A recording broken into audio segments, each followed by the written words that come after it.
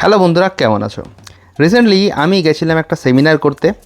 সেমিনারটা কিসের উপরে ছিল সেটা বলার আগে আপনাদের একটু দেখিনি। এখানে চা আছে, এখানে পুল আছে, ওই পাশে জিমও আছে।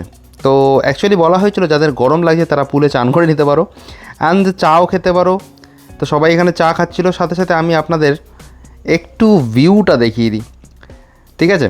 তো আমরা এসছিলাম আমি সেমিনার করতে, জাস্ট ভিউটা দেখো।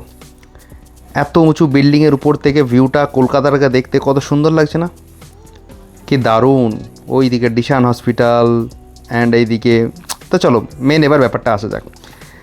তো সেমিনার স্টার্ট হওয়ার আগে আমাদের বললো খেতে হবে। এখানে মাটন ছিল, ফিশ ছিল, নান ছিল, ছালা ডালনা ছিল, পোলাও ছিল, বেগুন ছিল, বেগুন ভাজা, ডাল ছিল, এই যে পোলাও, সাদা ভাত, অ্যান্ড এখানে হরেক রকমের জিনিস যা হয়তো সব নাম বলতেও পারবো না। এখানে রসগোল্লা, আইসক্রিম, তারপরে হচ্ছে এই যে আইসক্রিম, ব্রাউনি, চা, জুস সব।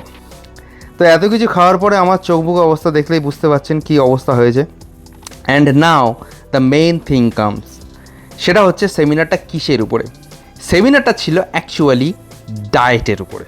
ইয়াস, ডায়াবেটিক পেশেন্টদের কীরকম ডায়েট করা উচিত, হাইপারটেনসিভ পেশেন্টদের কীরকম ডায়েট করা উচিত, কিডনি ফেলিওর পেশেন্টদের কীরকম ডায়েট করা উচিত, লিভার ফেলিওর পেশেন্টদের কীরকম ডায়েট করা উচিত।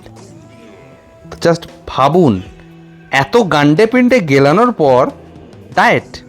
এই যে দেখুন, simple tips for counting carbohydrates.